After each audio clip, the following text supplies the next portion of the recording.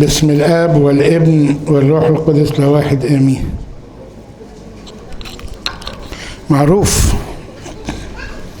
معروف إن الإنسان جلجان، في جلج مستمر موجود عنده.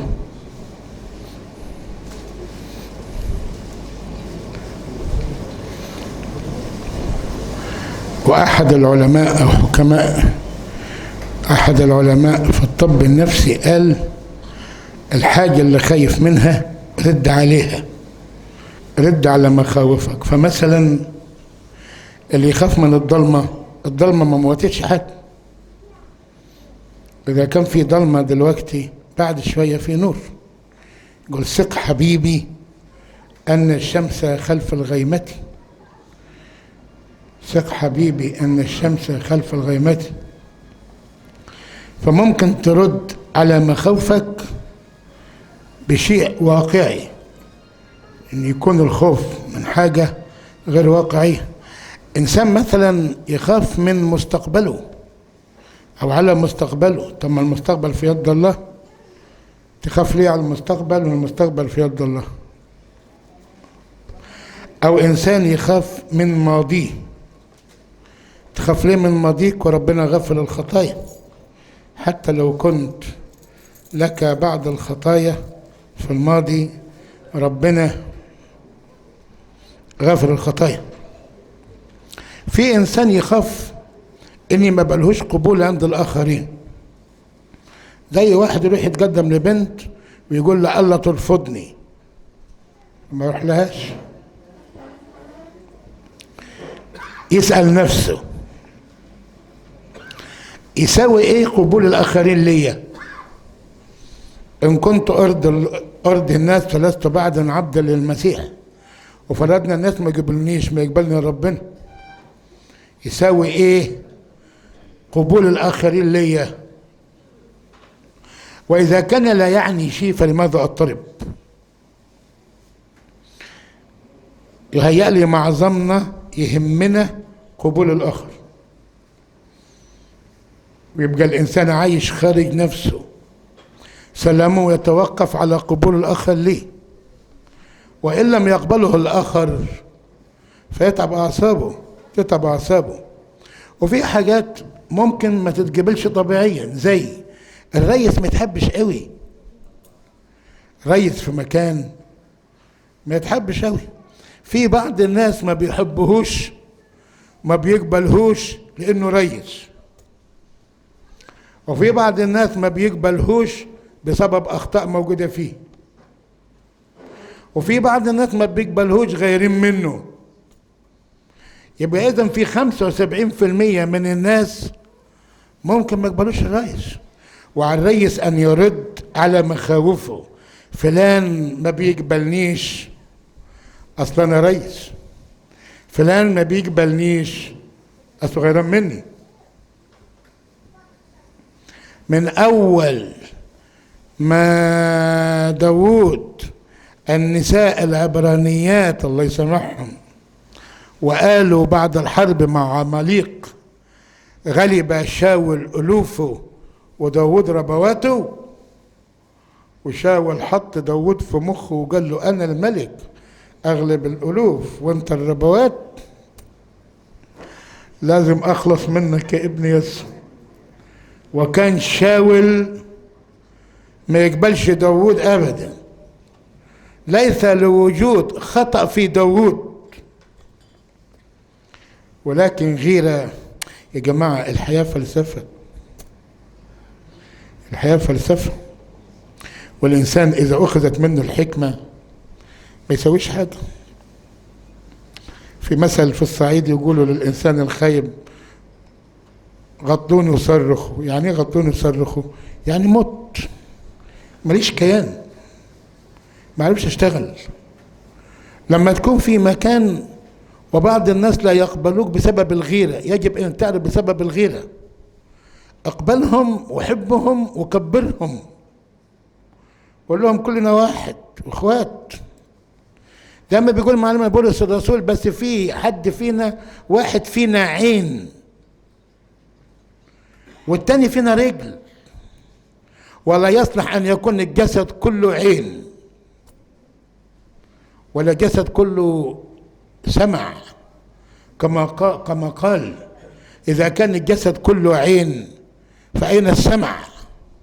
يجيب مستشفى مثلا، لو كل الاطباء دول مدير مستشفى، الله، امال مين يشتغل؟ اطباء العيادات ولا الجراحات ولا كلهم مدير. ومين يشتغل فراشين؟ ومين يشتغل تمريض؟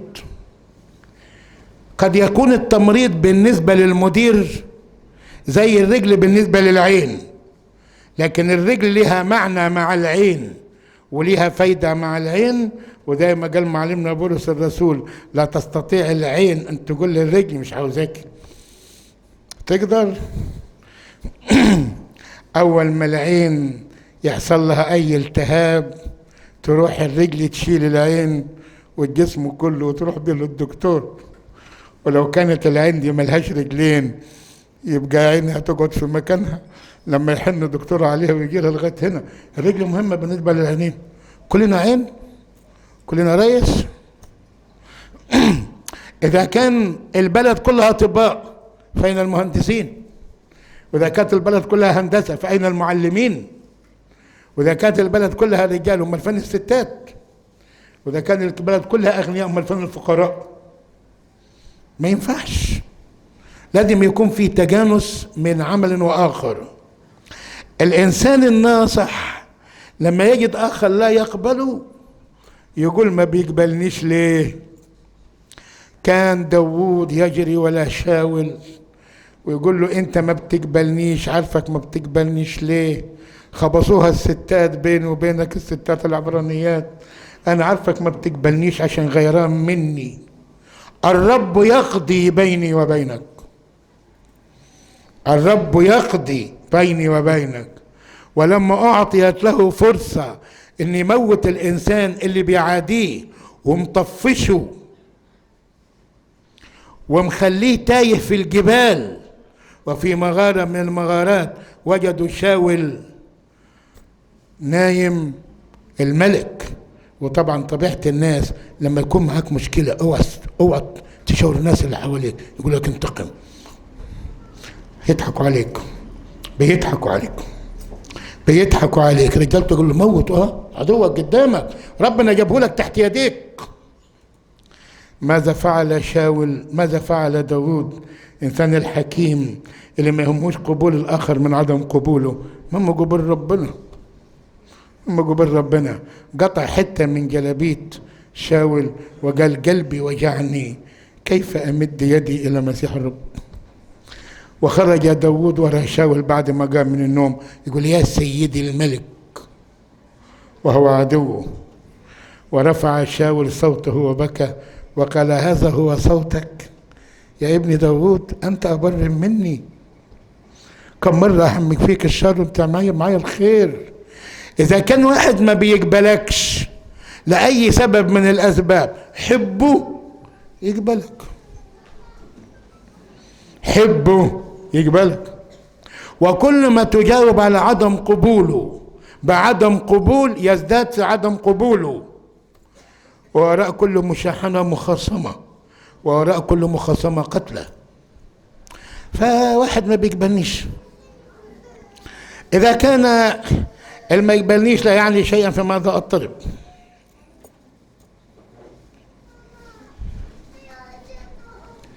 وإذا كان عدم قبول لي يعني الكثير في مخي، يبقى أحاول أرضيه.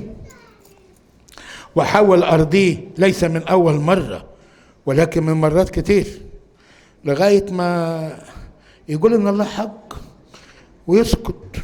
أقعد أرضيه باستمرار لغاية واحدة من الاثنين، يا نقبل بعض يا هو يموت يا أنا أموت، لكن أقبله على طول. وأرد على عدم قبوله بقبول، وأرد على عدم محبته بمحبة، وأرد على عدائه بسلام. وبالطريقة دي أبقى كسبان. أدي الرجولة يا بلاش.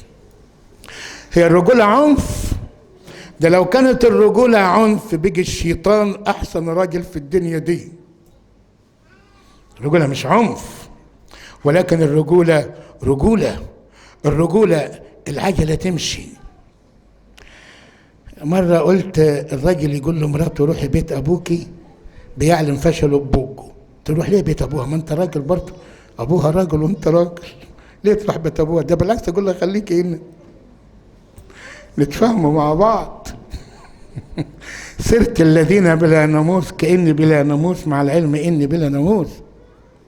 الراجل راجل اللي ما يسمعش دوشة ببيته، مش الراجل اللي يعمل دوشة.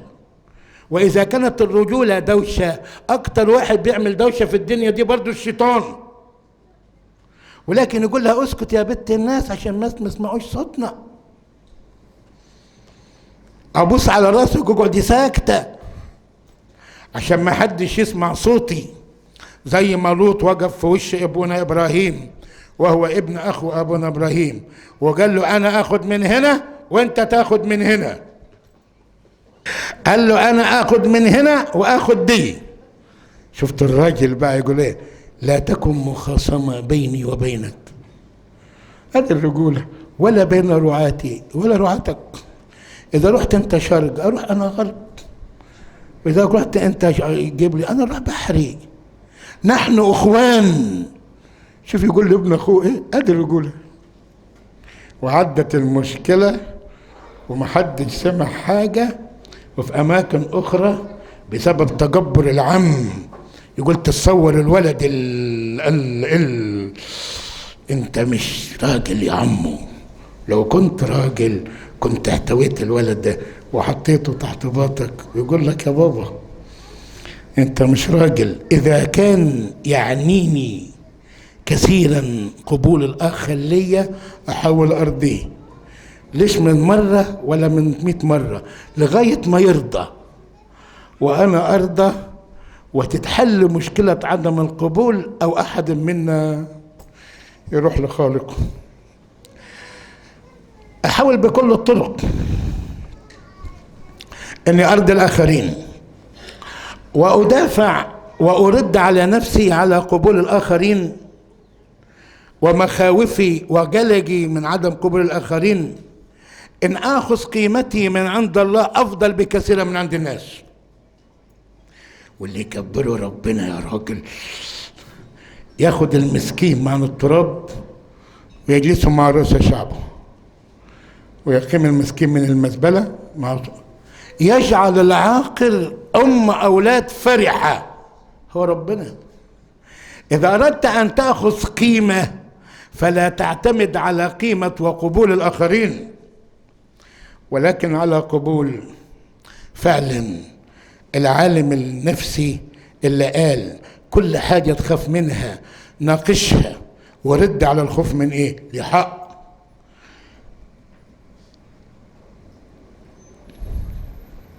اقهر خوفك خطوة خطوة وأعطي لكل خطوة الوقت الكافي بحيث تخرج من النهاية خاليا من الخوف. وحاول أن تطبق هذا السيناريو بتاع الخوف من الآخرين أو قبول الآخرين على كل عدم قبول.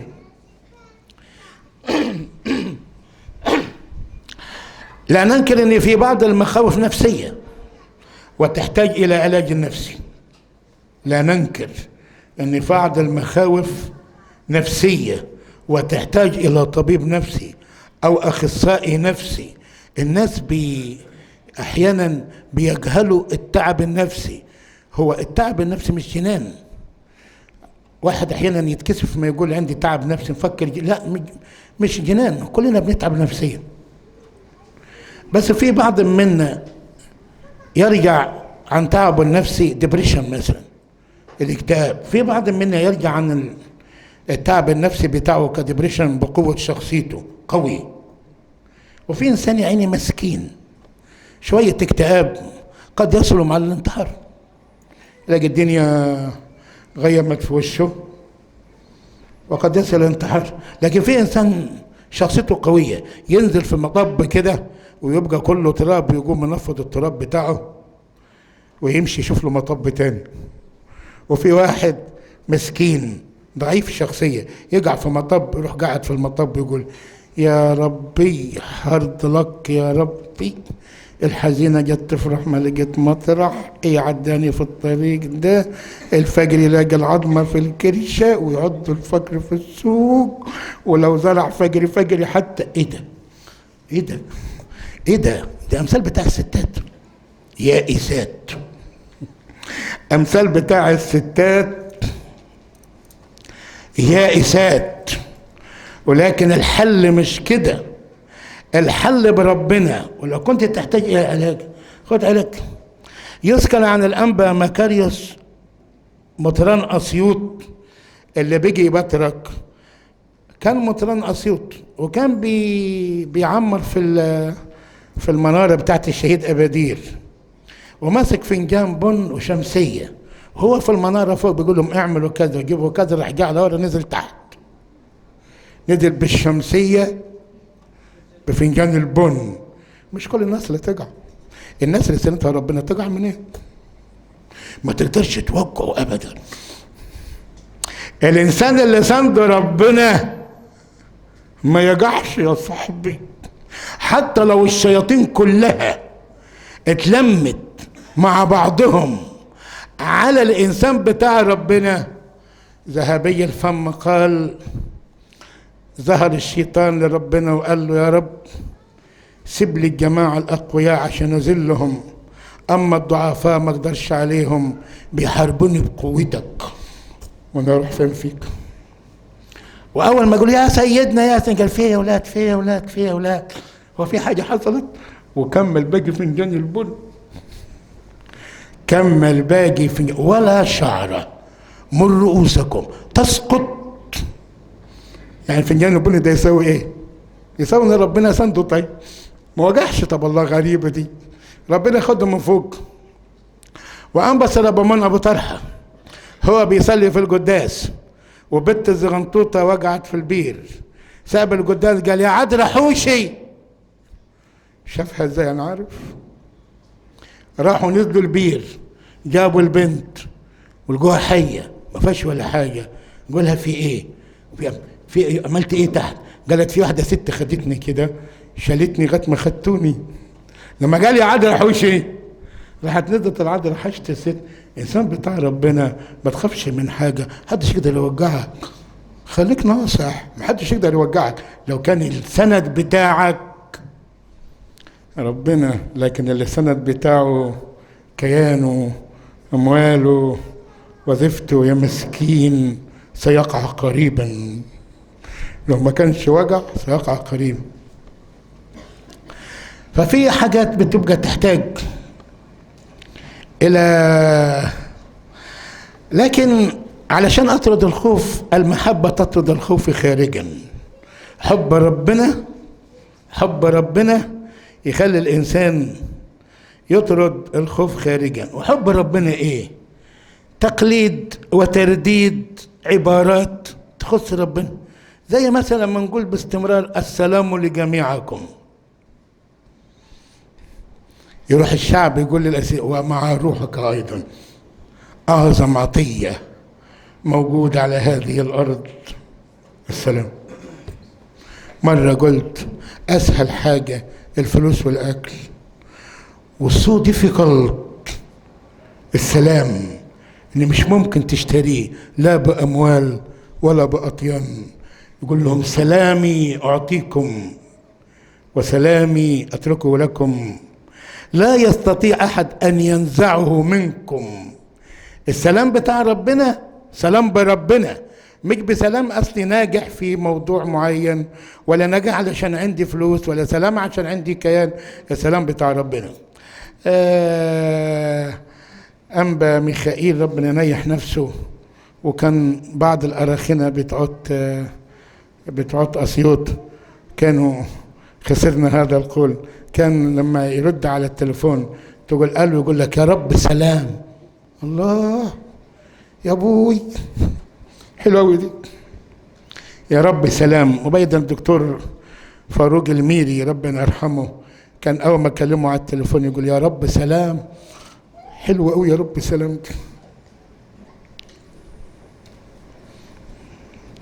وفي بنت مكرسة كانت في أسيوط، مش عارف موجودة ولا لا، كانت تقول ترنيمة: في قلبي هدوء وفرح باستمرار.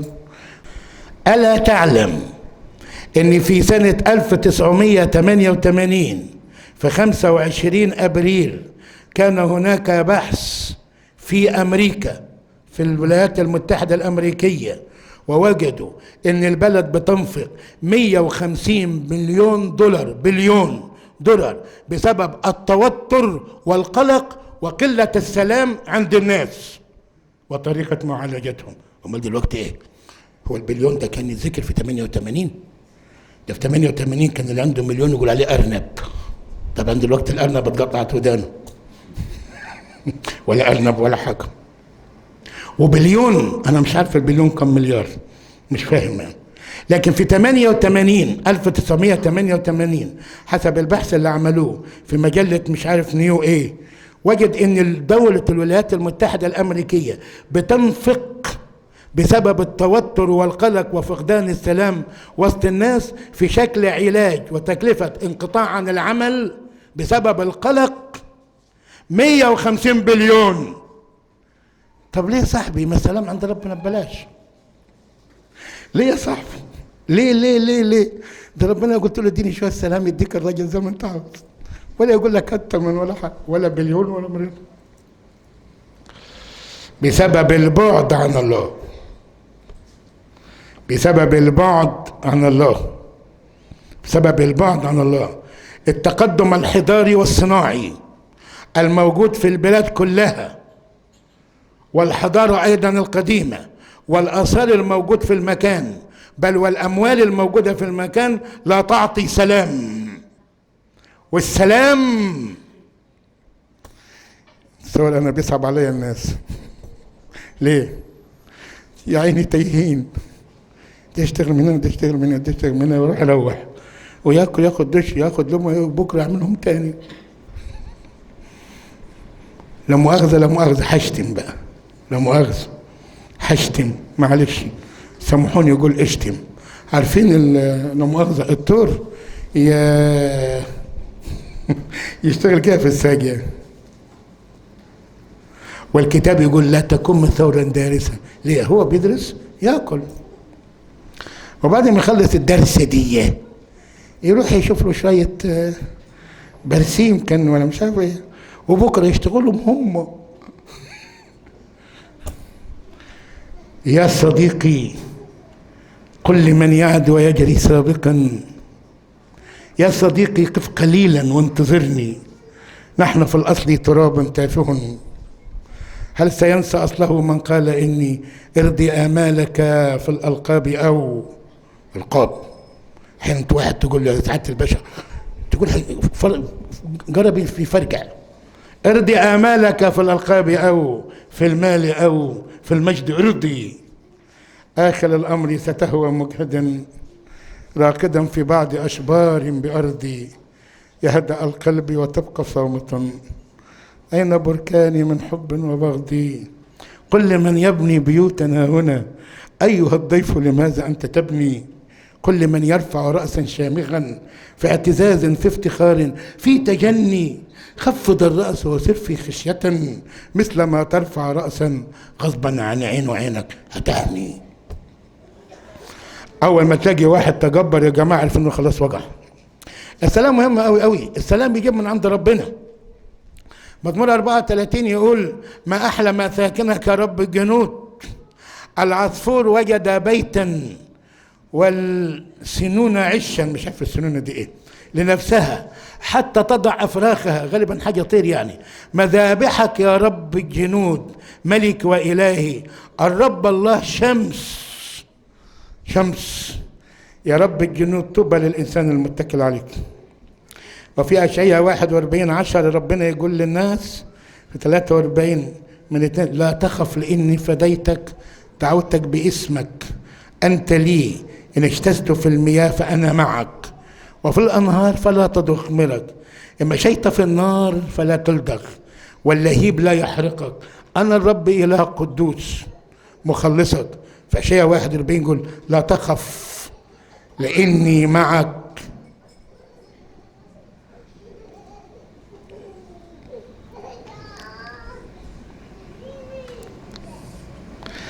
قد أيدتك وعضدتك بيمين بري. وأيضا سفر الأمثال يعطي السلام للناس. يقول إيه بقى؟ أمثال 17 لقمة يابسة ومعها السلام. مش قلت لكم أسهل حاجة الأكل؟ معها سلام خير من بيت ملآن ذبائح وفي خصام. يقال إن في ملك كان معاه واحد اللي بيخدمه، هو ومراته ساكنين، البواب ساكن تحت، والملك طول الليل هو ومراته قاعدين بيدبروا في أمر المملكة. الملك ملك. شوفوا يا جماعة، اوعى تغير من واحد ملك، لو اتحطيت مكانه تزعل.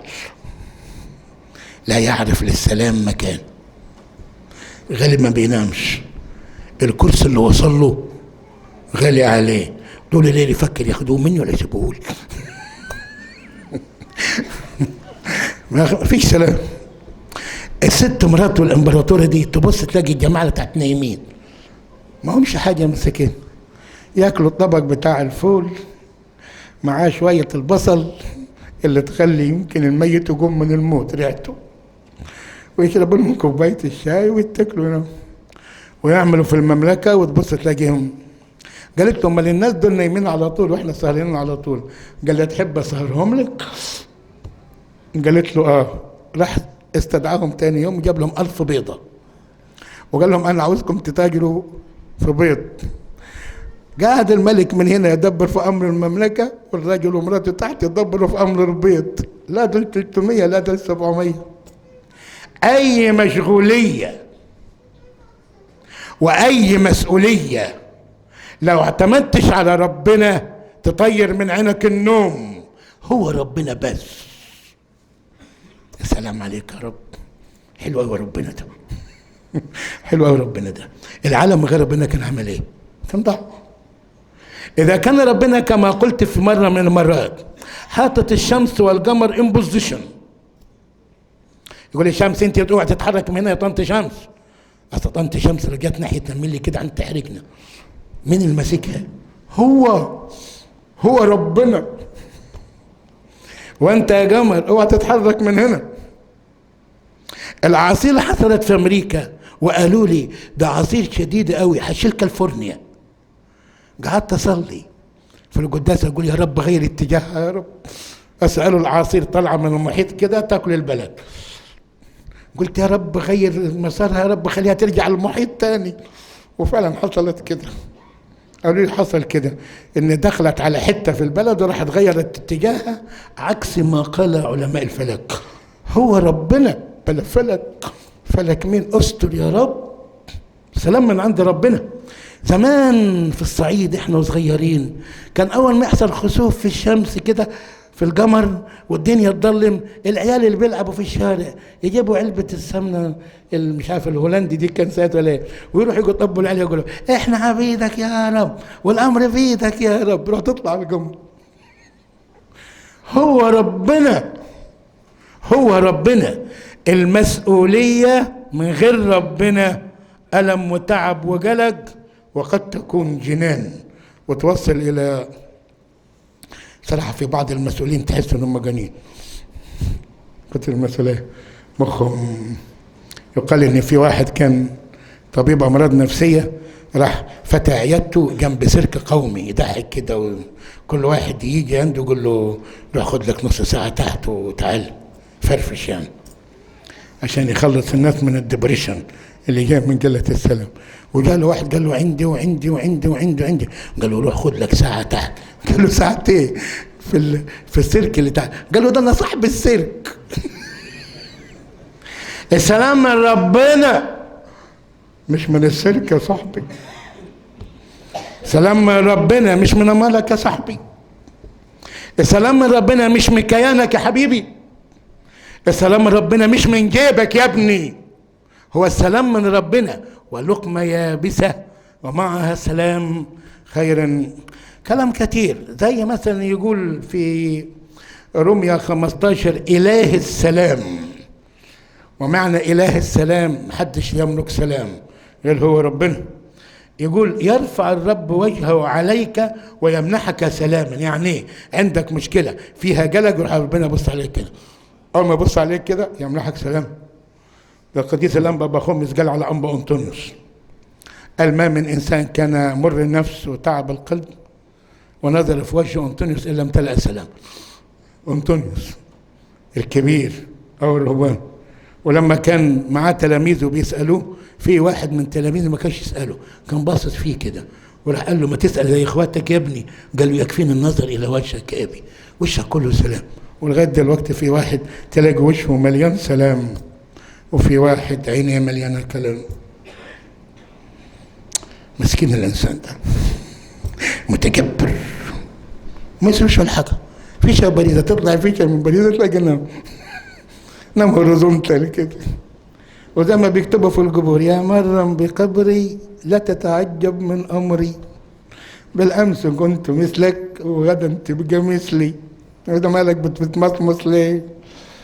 ده كان لي الوالد ربنا يرحمه من الخواجات بتعود كده، بتعود زمان اللي كانوا يمشوا ينشوا بالمنشة كده ومعهم العصاية والطربوش وحاجة آخر قبها، وهم قاعدين على قهوة السطوحي في القاهرة. وزمان الصعايدة ما يعرفوش غير قهوة السطوحي دي، طبعا دلوقتي انكمشت مش عارفة فين راحت قهوة السطوحي. عدى واحد شحات قال لهم حسنا لله، فواحد منهم الخواجات بقى قال له امشي. قال له يا عم اقول كلمة وامشي. لو انا دلوقتي قال له قول، قال له لو انا دلوقتي مت وانت مت حطونا جنب بعض تقدر تقول لي فسح شويه؟ فادوا له جنيه في الثلاثينات والاربعينات. كان الجنيه يصنع يقتدر كثيرا في فعله. كان الراجل يطلع بالجنيه يجيب 5 كيلو لحمه وشويه سمنه بلدي وشويه خضار ويروح بالباقي للمدام. وكان المرتبات يعني خدت كام في الامتياز؟ 15 جنيه وانا خدتهم 24 جبت عيال واختي عجل، كل واحد عجل بجنيه ب75 لانج على الزيرو. ده جيلكم مش نافذ ربنا يرحمكم. راحوا ادوا له جنيه ايام ما كان الجنيه الاستاذ جنيه. قال له ما تقدرش انت، انا وانت بنساوي فيشه وبريزه، لو متنا قعدنا جنب بعض ما تقدرش تقول لي فسح، بتقول لي امشي ليه؟ روحي وروحك في يد ربنا. اذا كان عندك موضوع وفي تعب قول له يا رب بص لي. يقول عدد في سفر العدد 2 الرب يرفع وجهه عليك، بص له كمان، ويملأك سلاما. امال الجلج الموجود في البيوت ليه؟ عشان ربنا مش باصص على البيوت. مش باصص ليه؟ بسبب الغضب. ليه؟ عشان الخطيه. ده الولاد والبنات اللي بيتجوزوا الايام دي بيكتبوا آية جميلة من الجامعة: لتكن عيناك مفتوحتان على هذا البيت، يعني باصص عليه. وسلامي أترك لكم وسلام أعطيكم، لا تضطرب قلوبكم ولا تجزع. ويقول أسمع ما يتكلم بها الله، الرب يتكلم بالسلام لشعبه. ونقول على الرب وعلى الأرض السلام، في صلاة بنصليها بالناس المحبة. ويقول في يوحنا 14 لا تضطرب قلوبكم ولا تجزع. ويقول لا تخف أيها القطيع الصغير، أباكم قد سر أن يعطيكم الملكوت. ونترك الباقي للمرة الجاية. كيف يعالج الرب يسوع حالة القلق عند الناس؟ كيف يعالج الرب يسوع حالة القلق عند الناس؟ ولهنا المجد دائما أبديا آمين.